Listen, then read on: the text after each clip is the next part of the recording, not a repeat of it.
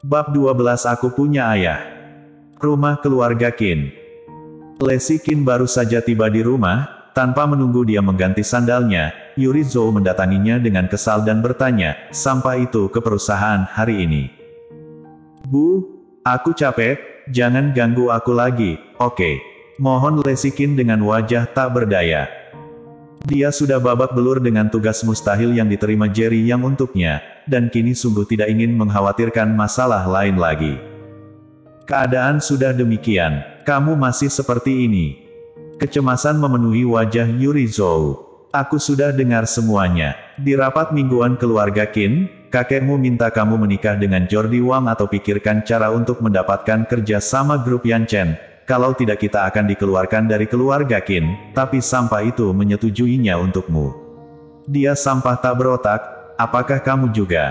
Kenapa kamu tidak memilih untuk menikah dengan Jordi?" Lesi Qin telah menghabiskan waktu seharian untuk masalah ini, mencari koneksi dengan berbagai cara, tapi dia bahkan tidak dapat memasuki gerbang grup Yanchen. Dia sudah cukup risau dan Yuri Zhou membicarakan hal ini lagi ketika dia baru sampai di rumah.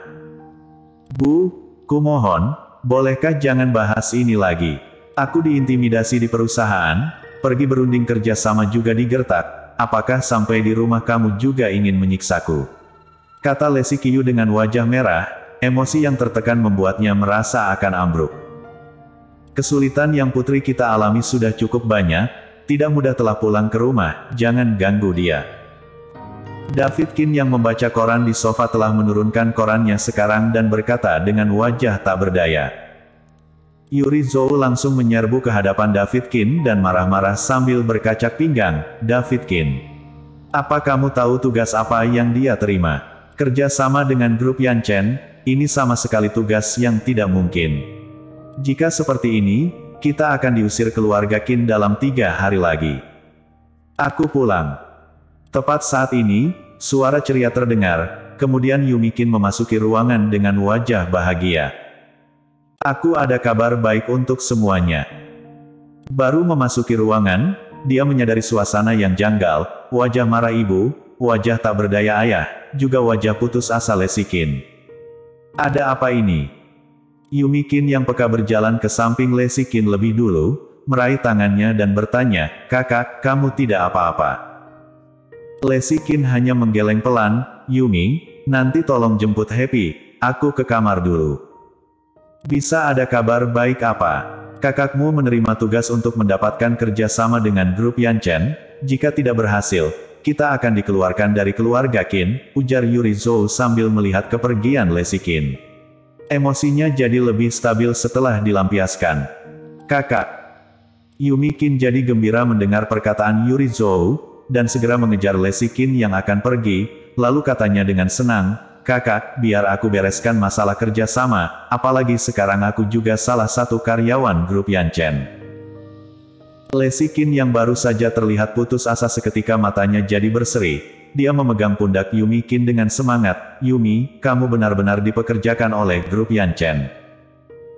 Baru saja mengajukan pertanyaan ini, ekspresi Lesi Qin jadi meredup dan menggeleng dengan getir, "Sekalipun benar-benar dipekerjakan, tapi kamu masih karyawan baru dan tidak dapat membantuku." Yumi Qin tiba-tiba merasa bersalah, namun hatinya sedih melihat rupa kakaknya, tapi dia masih berkata dengan yakin, "Kakak, percayalah padaku, pasti tidak masalah, temanku Sweetie Sun sekarang menjadi supervisor personal grup Yanchen. Dia memiliki hubungan baik dengan manajemen senior perusahaan. Jika meminta bantuannya, kerja sama pasti berhasil didapatkan." "Baguslah. Terima kasih Yumi." Kedua mata Lesi Qin memerah, dia telah risau seharian karena masalah ini, dan akhirnya mendapat kabar baik. Yumi Qin memutar mata padanya, "Terima kasih denganku," katanya dengan kesal. Setelah itu, dia berbalik dan mendekati Yuri Zhou yang sedang gembira, "Bu, aku akan bantu kakak menyelesaikan masalah ini. Dia sudah lelah sepanjang hari, kalian jangan ribut lagi." Yuri Zhou mengiyakan berulang kali, "Putriku memang hebat.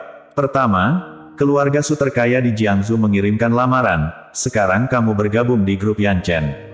Aku mau lihat siapa yang berani meremehkan kita kelak. Aku pergi jemput Happy dulu." Yumikin tersenyum senang dan berbalik pergi, deru mesin terdengar dan Maserati putih menghilang di ujung jalan. Grup Yanchen cabang Jiangsu, gedung lantai atas. Robin Luo berdiri di depan Jerry yang dengan gemetar dan melaporkan secara rinci pekerjaan persiapan cabang baru-baru ini. Jerry yang sedang duduk di kursi kantor dengan dokumen di tangannya. Komisaris, banyak perusahaan yang tertarik untuk bekerja dengan grup Yanchen. Daftar yang ada di tangan Anda adalah beberapa perusahaan kuat yang kupilih secara khusus. Anda dapat mempertimbangkannya lagi dan melihat mana yang ingin Anda pilih sebagai mitra perusahaan kita. Kata Robin Luo dengan hati-hati. Jerry yang hanya melirik sepintas lalu, pada dasarnya adalah perusahaan terkenal di Jiangsu. Sertakan grup Sanhe keluarga Qin juga, untuk mitra lainnya, kamu yang putuskan. Jerry yang dengan santai melemparkan daftar nama tersebut pada Robin Luo. Mendengar nama keluarga Qin, keraguan melintas di mata Robin Luo, namun dia tetap bertanya, Komisaris, keluarga Qin bahkan tidak termasuk keluarga kelas 2, grup Sanhe ini. Istriku bernama Lesi Qin. Jerry yang menjawab tanpa menunggu Robin Luo selesai bicara. Robin Luo terkejut dan tiba-tiba panik, Komisaris, maaf. Aku tidak tahu Nona Qin adalah istri Anda. Hari ini dia datang ke perusahaan dan mencariku beberapa kali, tapi aku tidak menemuinya. Robin Luo merasa sangat bersalah saat mengatakan yang terakhir. Jerry yang tidak marah, kamu pergi ke grup Sanhe untuk mengantarkan kontrak secara langsung besok, tapi tidak boleh ada yang tahu identitasku, mengerti? Robin Luo menyeka keringat dingin di kepalanya dan segera mengiyakan.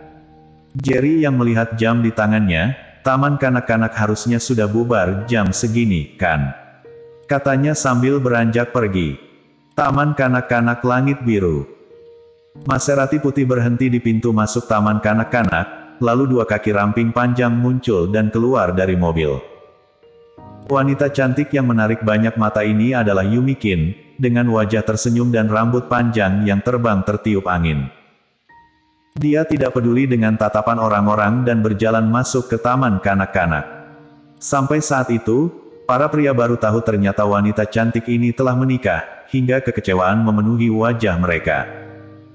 Ini adalah waktu puncak menjemput anak-anak, dan para guru sama sekali tidak mampu memperhatikan semua anak-anak. Yumikin mencari lama dan baru menemukan suara Happy. Senyum lembut tersungging di bibirnya, tapi kemudian alisnya mengernyit saat hendak memanggilnya. Wajah kecil Happy dipenuhi kemarahan, di depannya masih berdiri seorang anak laki-laki, sepertinya sedang bertengkar. Kamu anak liar yang tidak punya ayah. Aku memang membicarakanmu, aku juga akan memukulmu, kata anak laki-laki dengan wajah arogan. Happy menahan air mata dan berteriak marah, aku punya ayah. Tutup mulutmu. Kamu anak liar, mana mungkin punya ayah? Anak laki-laki berkata dengan keras sambil mengangkat tangan kecilnya yang montok dan ingin mendorong Happy. Bersambung.